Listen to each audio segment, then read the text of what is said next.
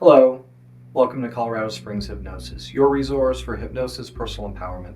The topic of today's video is best practices with sleep discipline. Now, I work with a lot of clients to help them improve their sleep, and one of the things that I have found with people that have problems sleeping is a lot of the times they have poor habits when it comes to their evening routines.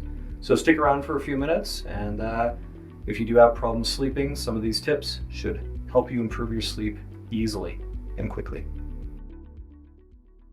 Take a deep breath. Hold. Sleep. 1, 2, 3, 4, 5. Wide awake and feeling amazing.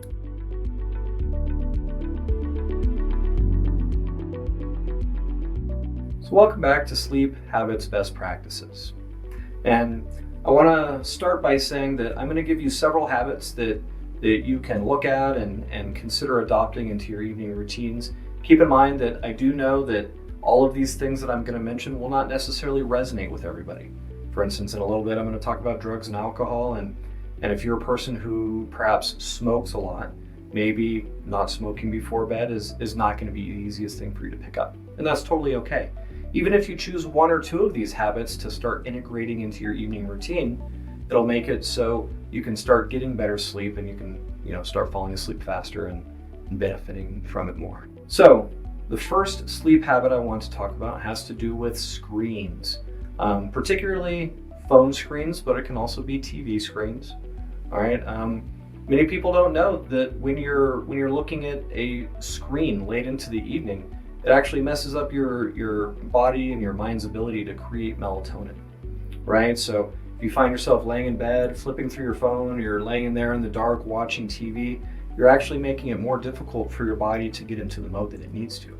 So you can easily get rid of this by finding something else to do, maybe the last hour or two before bed, read a book, listen to music, do other things around the house. Just don't have that light shining straight in your eyes. Now, of course, some people, do find themselves working late and doing things right before bed. And if this is not something that you can do, the other options are you can use blue light filters. Most phones have them now. And I believe that some computers even have some sort of blue light filter. And what that'll do is it'll change some of the light that's actually being shined into your eyes, and it'll make it easier for your body to start creating melatonin. And they also sell these glasses that you can put on, and they help filter out blue light as well. And if you want to use those might be a helpful substitute. Yes. Now let's move into drugs and alcohol. I don't think it's a secret that most drugs can be disruptive to sleep in some way or another. The big ones that I want to talk about are alcohol, caffeine, and cigarettes, because those are probably the drugs that many people have a tendency to use. Let's start with the caffeine. Pretty obvious, right? Caffeine is a stimulant, and so if you imbibe a stimulant before you go to bed, it's going to disrupt your ability to fall asleep. So if you do want to drink hot liquids and things like that, perhaps shift to something that's just uncaffeinated. No caffeine, not a ton of vitamin B before you go to bed, because vitamin B is another thing that gives energy. So no energy drinks and things like that. The next thing is alcohol. Right now, alcohol is a really interesting one because a lot of people believe that alcohol helps you sleep, helps you fall asleep. Many people will go for their nightcap, before they go to sleep at night. And there's a little bit of truth to this, right? If you drink a little bit of alcohol, it can cause a drowsy feeling, which some people use to help them fall asleep. And if you drink lots and lots of alcohol, at some point your body just shuts down and you go into this unconscious state. The thing about both of those is the sleep that you're getting is not really good sleep. And not only is it not really good sleep, alcohol actually has a quality where it messes with your breathing. It makes it harder for you to breathe. And I'm not going to go super into it, but there was a time in my life when I was drinking quite a bit. And I would actually wake up in the middle of the night gasping for air, like I couldn't breathe. And sometimes it would be so bad that even after I woke up, I almost felt like I was having some sort of asthma attack or something. It felt like there was something pushing on my chest. And yeah, it just really wasn't good. Alternately, my spouse at the time would often wake me up in the middle of the night and tell me that I wasn't breathing. And of course, over time, I stopped drinking so much, and I worked out some of the issues and things like that. But once I stopped drinking so much, what I found was all of a sudden my sleep did get better and better and better. And during that time period of my life, I also smoked cigarettes, and even just quitting alcohol, even though I was still smoking cigarettes, was a huge piece of making it so I could breathe and start to get better sleep. Now, moving on to cigarettes, again, cigarettes are a stimulant, so they really don't help you sleep, and of course they mess with your breathing as well. So, and I actually do work with quite a few people, both for smoking and to help them, drink less alcohol. And one of the things that's unanimous with all these clients is once they stop those habits, their sleep patterns do get a lot easier. They find themselves falling asleep, staying asleep, and waking up more refreshed in the morning. All right, so let's talk about darkness. Now, keep in mind, I know people have varying levels of comfort when it comes to darkness. So, I'm not saying it needs to necessarily be pitch black with blackout blinders or anything like that. A lot of people sleep with the TV on because they want something to listen to. All right, and there's a couple of problems with that. First of all, you have all this light coming and hitting you, and even if you're laying, sideways, you're not looking directly at the TV. That light is hitting you, and it can be really disruptive when it comes to your sleep. Also, the other thing about it, and this is just more from a hypnotist's point of view, but you're going to go to sleep at night, and that TV is going to be playing. Not only is it going to be playing stories, and you're not even knowing if these things are the kinds of things that you want in your mind, but also it's going to be playing all these commercials all night long. So in effect, by leaving your TV on all night, you're almost like hypnotizing yourself to just go out and buy products and bring in all this energy. So with that, if you can't leave your TV on, what should you do instead? Well, you can put on some soothing music or something on a phone or a radio, meditation music, things of that nature. Anything that's not going to blare a bunch of light at you would be best. And of course, if you have any sort of medium that's not going to be advertising to you while you're sleeping, that will obviously be helpful as well. All right, let's take a moment to talk about a consistent bedtime. Now, again, I understand some people schedules can vary and things like that, but at the same time, there's generally a time of day when you are at your home. There's generally a time of day where you have to get up and start doing things. So from there, you can come up with a plan to get a time to sleep. Now, if you work late hours of the night, that time might be 2 a.m, after you get home from work, or if you work really early, it could be earlier in the day or whatever. But we are creatures of habit, and we have a tendency to do things over and over. And the more we do something over and over, the better we get at doing that. So yeah, having that same time will in effect kind of trigger that sleepy feeling. Here's an example, right? Like I don't go to bed at 9 o'clock every night, but anywhere between 9 and 10:30 is about the time when I start, getting ready for bed in the evening, and that's obviously not including going out with friends and stuff like that. But for the most part, I like to maintain this schedule. What does that do? It makes it so I don't even need an alarm clock anymore, because I'm going to bed about the same hour every night, and I fall asleep pretty easily because my body is used to this routine. And then when the morning comes, I generally wake up around the same time, which is anywhere between, let's say, 5 and maybe 6:30 in the morning. I just kind of wake up. But yeah, having that routine is just going to make it easier for your body to do that thing. Maybe you're not sleeping well right now, but you can think about the other routines that you have.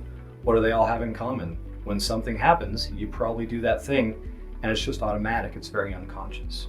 So by consciously setting a time and adhering to it for a certain amount of time, ultimately unconsciously, it'll just get easier for you to meet that time almost every time. So while we're talking about habits and doing the same thing all the time, let's talk about the bedroom itself. Now, a lot of people sometimes use their bedrooms for different things, right? I know when I was a kid, my bedroom had quite a few uses because it was really the only space that was mine. So I would hang out there, and I would, do enjoyable things there. I would sometimes do my homework and stuff in there, right? But as an adult, and having kind of the whole house to myself, I have an office space that I do that. I have a place that I go watch TV. I have a place that I can eat my food.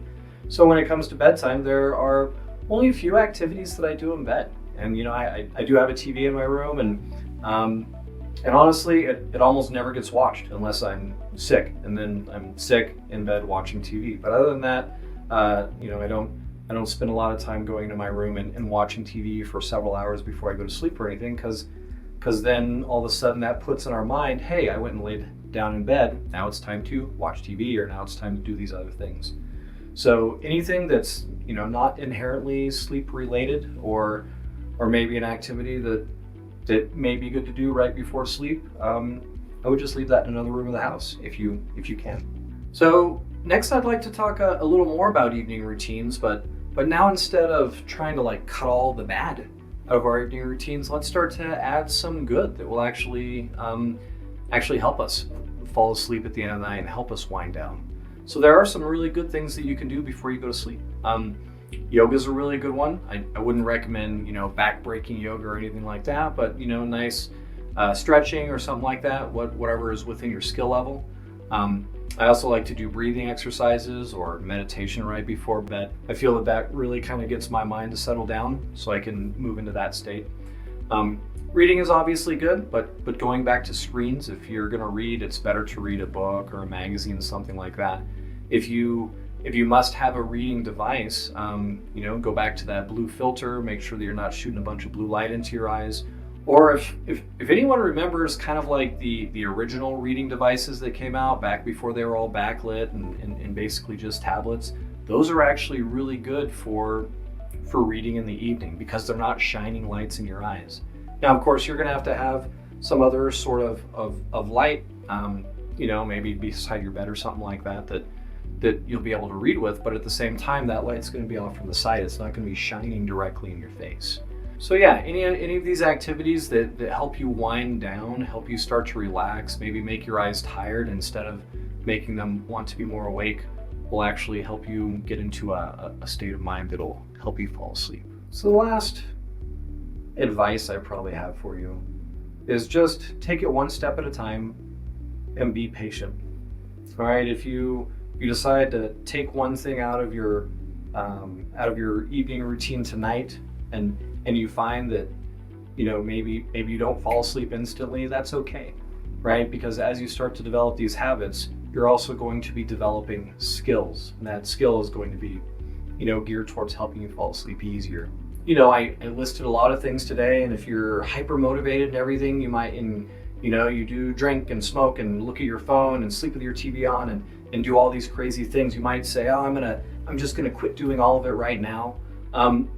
That could be very jarring to your system, right? Because you would be completely changing it. So pick one or maybe two of these things that sound easy for you. In fact, if you can start by picking the easiest one and start doing that will help you start to get into that momentum. And then as time goes on, if you feel like you want to go ahead and start doing other things to improve your sleep even more, you obviously can. And you don't have to do all these things, right? You could still potentially sleep with the TV on and get good sleep if perhaps you cut down on the stimulants and all the reading and stuff, and reading with a screen before light or anything like that. Even doing one of these things at a time is going to help your sleep get a little bit better. So don't think that you need to be absolutely perfect before you go to sleep. It's not a binary thing where you get good sleep or bad sleep, because you did all the good things or you did not. Like I said, pick your favorites, take your time, and then relax yourself to sleep. So I hope this video has been helpful and not too ratty. Please feel free to like, subscribe, share this with anyone that you think it may be helpful, and have an amazing day. Goodbye.